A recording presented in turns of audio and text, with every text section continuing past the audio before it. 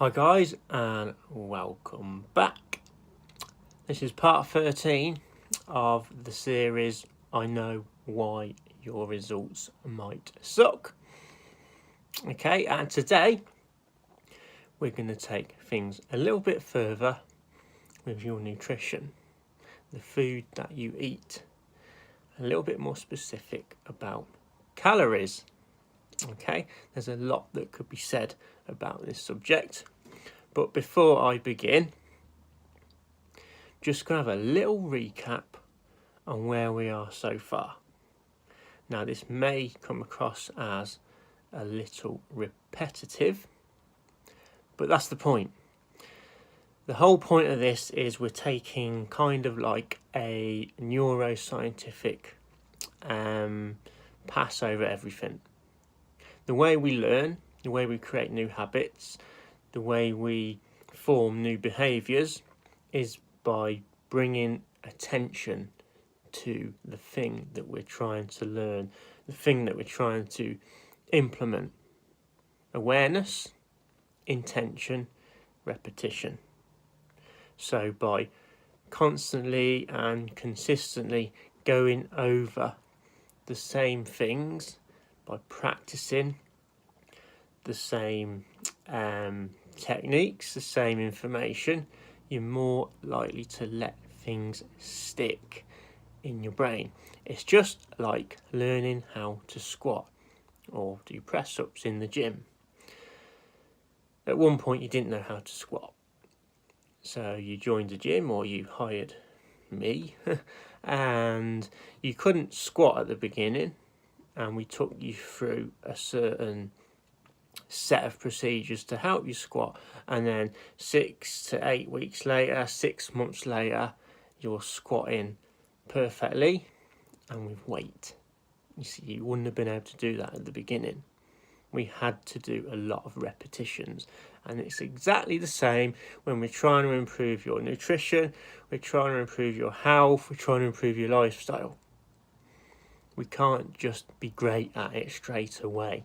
We have to practice, we have to repeat, we have to constantly bring awareness around it. So, what we discussed at the beginning was, what is it that you want? Because if you don't know what you want and what you really want, you're never going to get it. You know, when people come to me and say that they want to lose this or achieve that, they've not really thought about it that well. So I'd always invite them, challenge them to think a little bit deeper and find out what it is that they really want, and start to bring a bit more an emotional attachment behind that thing, behind that goal, which then goes on to, why do you want it? Why is it that you want to lose weight? Why is it that you want to achieve X, Y or Z? Why is it that you want to run 10k? Again, we bring some emotion behind what it is that you want to achieve. It's going to help drive you forward to actually getting there. People say to me that they lack motivation. Motivation doesn't really exist. It's this external force. When you can get inspired from within and understand why you're trying to do something, you don't need motivation.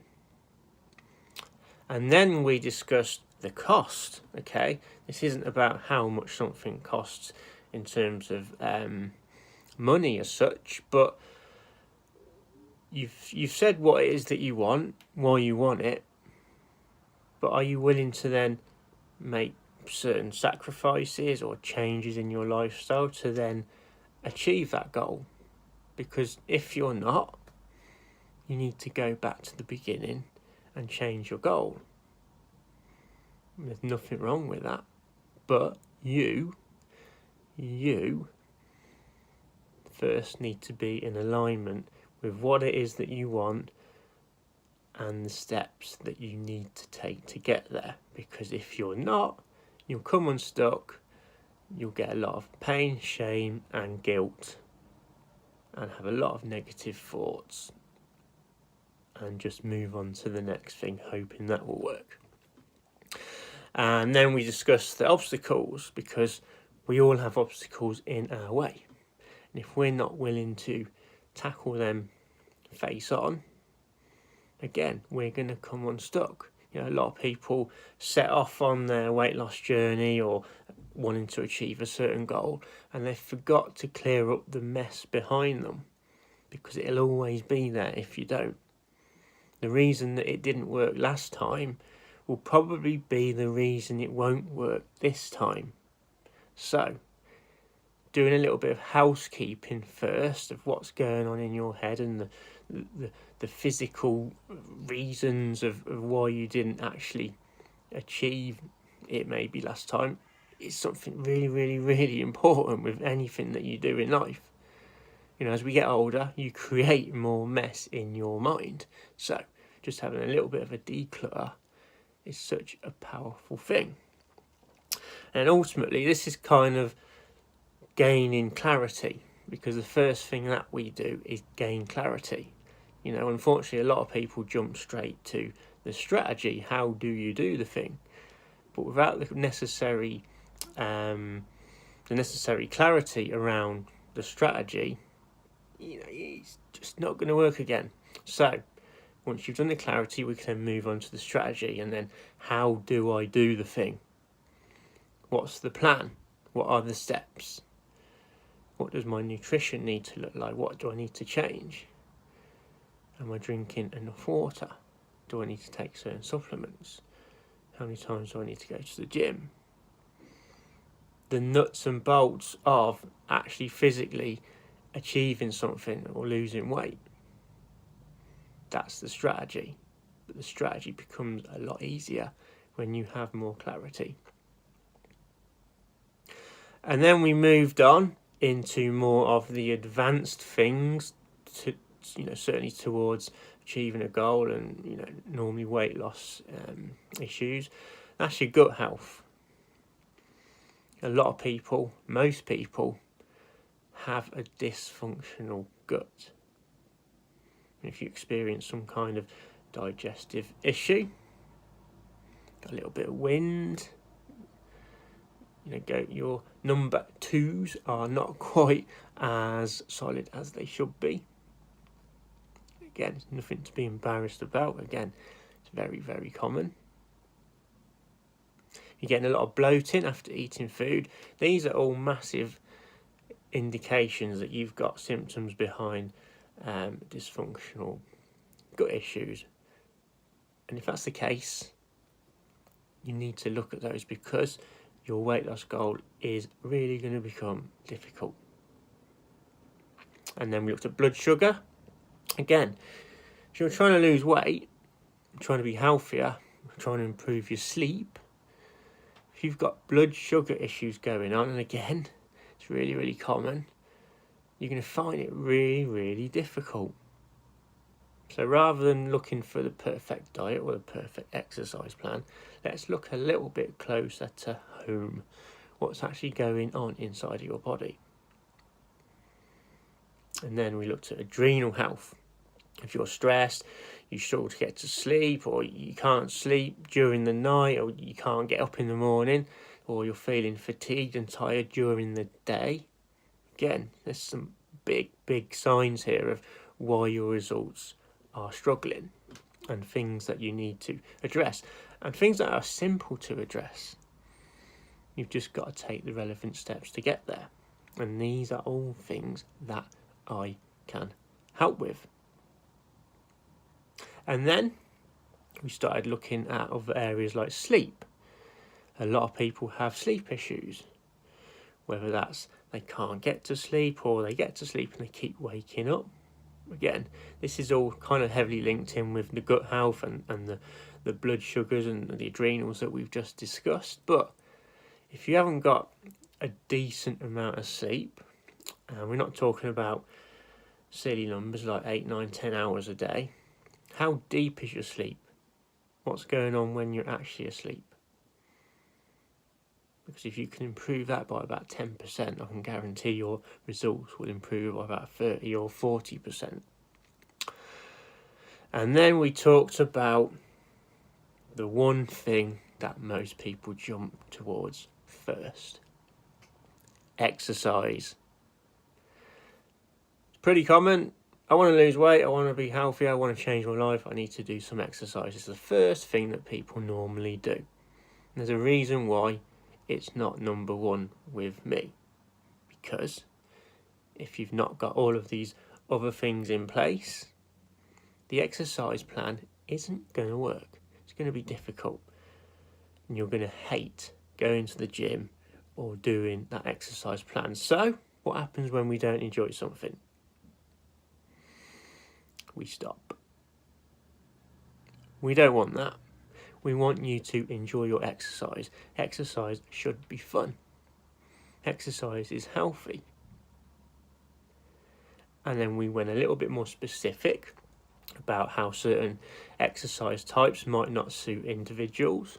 If you're trying to lose weight, running every other day isn't really for you. Resistance-based training is the right type of training for everyone. Yes, you can still run. Yes, you can still cycle. Yes, you can still go to your boot camp or your fitness class. You can still do cardio. I do. But it's built around a solid platform of resistance training, weight training, strength training. It's great for your health. It's great for your posture. It's excellent for burning fat. Okay, so that's what we've discussed, but I just want to now talk a little bit more about calories, because if you're doing all of these things, or most of them, and let's use weight loss, and you're trying to lose weight, improve your health, maybe improve your gut health, and you're struggling, then we can start to look at calories. There's no point in looking at calories at the beginning, because most people just need to form new healthier habits. They need to start eating more protein, more vegetables, eat less sugar, drink more water. Until that becomes fixed into your lifestyle, there's no point in looking at calories. This is where diet clubs go wrong, because as soon as you walk through that door, you're already restricted. You're already under eating. So no wonder people hate diets. No wonder people go to diet clubs, lose a bit of weight, leave, put the weight back on and then rejoin. It's a business model designed to fail. It's a business model to earn someone some money, which leaves the consumer a little bit disheartened. So we don't do that here. We do things differently. Once you've formed new good behaviours, then we can get a little bit hickledy-pickledy about the other stuff. So if you're in that position and things still ain't working and you're ticking all these boxes, yes, we can look at calories. If you're struggling to lose weight, the simple answer is you're probably eating too much. You're having too many calories. The simple rule is it's calories in versus calories out, or calories in, energy in versus energy out. How much energy is going in versus how much am I getting rid of in terms of exercise. Now, a real simple way of working this out is you take your body weight in pounds and then you times it by 11, 12, 13 or 14, depending on who you are, your activity levels and your type of job as well. Okay, and then you can work out your maintenance level of calories. So for me, it's probably something about 2,500. So if I ate 2,500 calories a day and did nothing, I wouldn't gain weight and I probably wouldn't lose weight if everything else was in check with my health. So a good way of losing weight is to stick with maintenance and then do exercise. If you can't do that much exercise, then you start to eat a little bit less. And a good rule of thumb is to say, eat 500 calories less a day. So that comes in at 2,000, and that works out at 3,500 over the week. Now, if you did that, if you managed to do that, it's fair to say you could lose £1 a week. So imagine how much weight you could lose over 12 weeks. Now, Obviously life does its thing, it takes over. It's not always as easy as that, because we like to go out with our friends, we like to do things, we like to drink, we like to eat stuff that isn't normally on plan.